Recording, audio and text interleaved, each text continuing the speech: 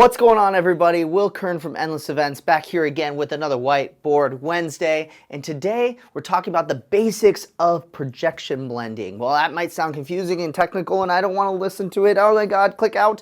No, don't do that now. Even if you don't know anything about projectors, I'm going to explain some basics that will help you understand this a little bit more. This came after essentially this last week. I had a client who decided, hey, we're not going to go with our backup projectors. We're going to end up not doing double the amount of projectors because we had these nice 30-foot by 10-foot screens on either side, very awesome looking corporate setup, and they end up getting rid of that. And on site they said, oh my gosh, it's not bright enough, we wish it was brighter.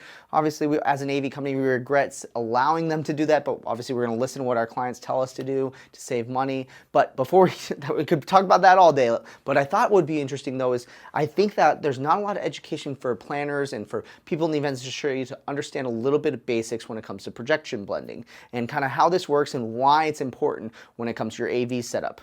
So before we dive into it about the different types of blending and some basics around it, I want to talk about this graph right here. And before you go, oh my gosh, graphs, math, get me out of here, click out, click out, click out, I want you to pause for a second. And we're going to talk a little bit about the idea of brightness not equaling the same thing as the lumen projectors on projectors. So you may know this, that projection is measured in the brightness that's outputting from the projector is measured in lumens. So you might hear something like a 10K projector, or an 18K projector, a 21K projector.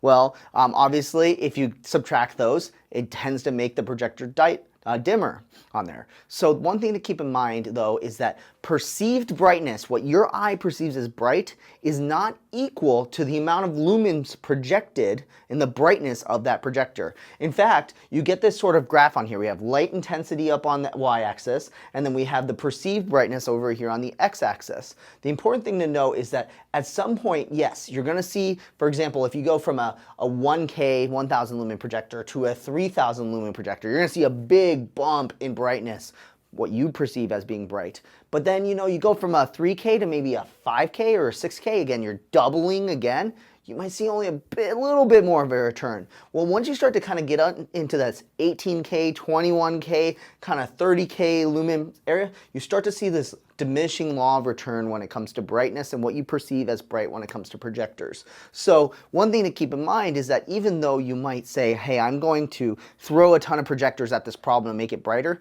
there is definitely a diminishing law of return. That's where you might want to look if you need it to be brighter. It needs to be outdoors. You might want to look at LED screens, things like that. But that's for another video. So I want you to just kind of keep that in mind as we talk about this, as we talk about putting projectors on top of each other to make them double as bright and things like that, that there is this kind of diminishing law of return when it comes to brightness of projectors. So the first thing when it comes to projection blending is it's pretty as easy as you think about it. So for example, in a blender, if you want to make a strawberry banana smoothie, you're going to put in strawberries, and you're going to put in bananas, and you're going to hit the blend button, and outputs this new concoction, which is strawberry banana. It's not necessarily just strawberry, it's not just banana. So when it comes to blending projectors, the most common setup that we see is what we call a double stacked projector. This is very, very common in corporate shows for a couple reasons. And first has to do with brightness. So for example, let's say instead of doing a 30K projector, maybe what you're going to do is stack a 15K on top of another 15K projector on there. And so what you end up doing is you stack these projectors on top of each other. Then what you end up doing is you project over onto the same spot. So what you're going to end up doing is taking this, for example, in this case, the green projector here, projecting over here, and the purple projector, and they have the exact same image, the exact same look, and what you're going to do is you're going to move them directly on top of each other. Literally pixel by pixel, making sure they're absolutely perfectly aligned with each other onto that screen on there. So in this case, I don't have a marker, but we're going to grab one real quick. Doing this live is that you go from having one single projector to having a single blended image instead of having two different projectors.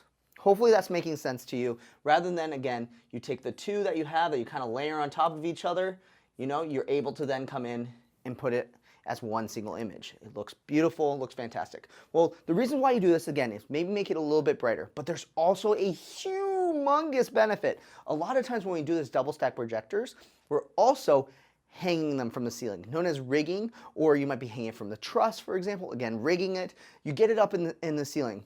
Well, let's say, for example, Murphy's Law, which we know definitely exists in the events industry, and this top projector dies. It just, we checked it, we made sure it's all good to go, for some reason, I don't know, a power surge happens and it knocks out the projector. Boom, this one's out. Well, at least you have the projector right below it, projecting the exact same image. It will lose brightness, but at least you're consistently able to keep that image up, get you through maybe the general session or maybe, for example, one of the speeches, and then when everyone clears out of the room, okay, cool, we'll go swap out the projector, figure out what happened, everything like that. The show can continue. But if you do one projector and it's up in the ceiling and it dies, well, there goes your projector. You're not going to be able to do anything about it. So the cool thing about this, you get the ability to have a little bit brighter of a screen, but also you get the redundancy and backup as well. So in that way, if anything goes wrong, you're set and ready to go. So okay, so that's the basics of projection blending right there. Well, now we're going to talk about a little bit more complex blending. And this has to do a lot of times with the ever so popular ultra-wide screens, as we call them. For example, we have crazy aspect ratios. So for example, you might have something like a 30 by 10 foot screen, for example, or you might have a 40 by 10 foot screen.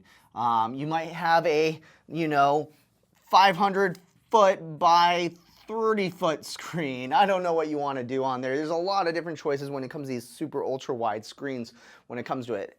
Anything's possible. Well, the same principle I'm about to explain applies to all of them, just essentially repeating over and over again. So when it comes to these triple wide screens, they're super duper popular, but I see a lot of planners and a lot of AV companies pitch this idea, but then execute it improperly.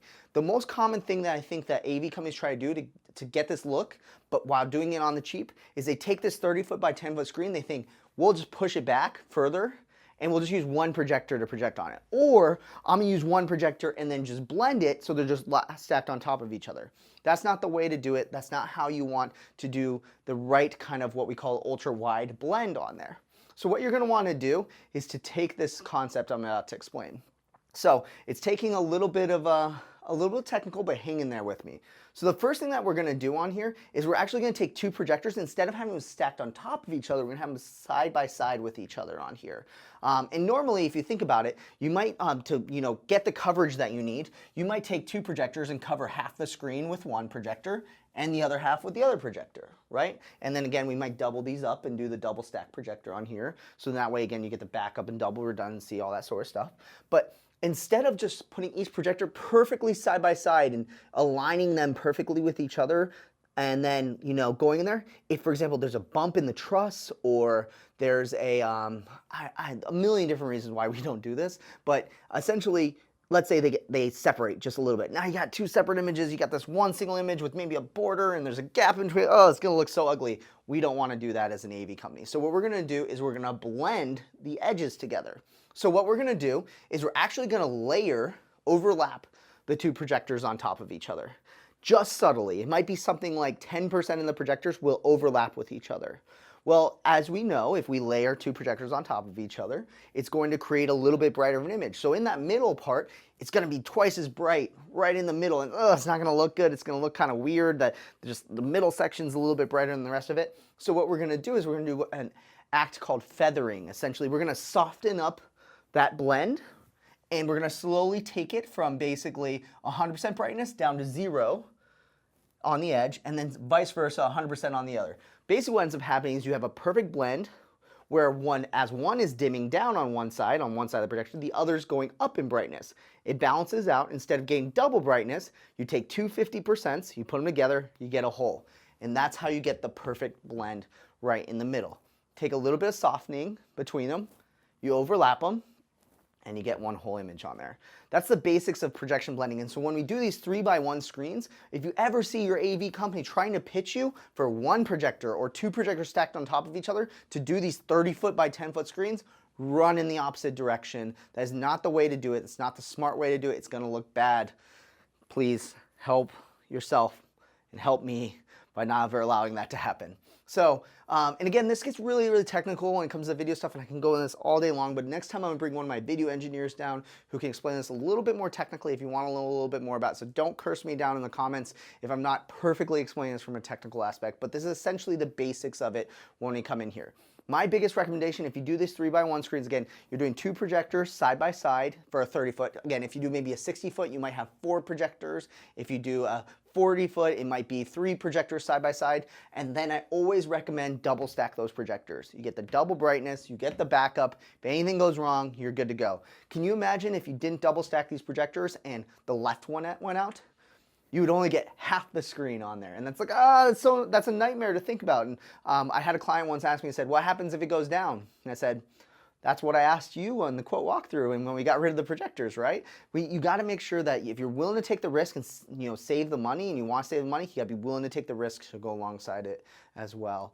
So things to just kind of keep in mind when it comes to these ultra wide screens that are super duper popular right now is you want to make sure that you have a very, very good video engineer. Commonly, your video engineer who's going to do this is called a projectionist. They understand the projectors, they understand the models, they understand how to tweak it. So when they're actually doing these blends, you'll see them up there with the controller or a computer, and they're literally nudging the projector over like 1 millimeter at a time and then stretching it and getting it perfect so that everything's perfectly aligned. So having a good projectionist will make this look fantastic for you. So there's a little bit of basics when it comes to projection blending. I hope this was really helpful for you for if you are looking to do one of these ultra wide screens, you understand a little bit about the blending, how many projectors you need, everything like that. If you are doing a big corporate show, making sure you have redundancy and backup up there as well. And then also just some basics around understanding this idea that, if you take a 30K projector and stack another 30K projector on top of it, you're not necessarily getting 60K of brightness. You're not doubling the brightness. You might start to see this diminishing law of return. Man, crazy Wednesday today. So much tech coming right at you. I hope you found this helpful. I'd love to know, have you ever gotten a chance to do any projection blending or try to do this at one of your shows? Leave a comment down below of maybe a horror story of when you didn't have a backup and how you handled it. I'd love to hear it down below. If you enjoyed, make sure to like, subscribe, do all the things. We'd love to hear from you. We have so many Whiteboard Wednesdays now. I've been so amazed by the team for recording so much awesome content. So make sure to go back and watch all those old ones too, because so much good stuff. So this has been Will Curran, Whiteboard Wednesday. We'll see you next Wednesday. Gosh, let's go project some awesomeness out in the world. I don't know what I'm talking about. See you guys later. Bye.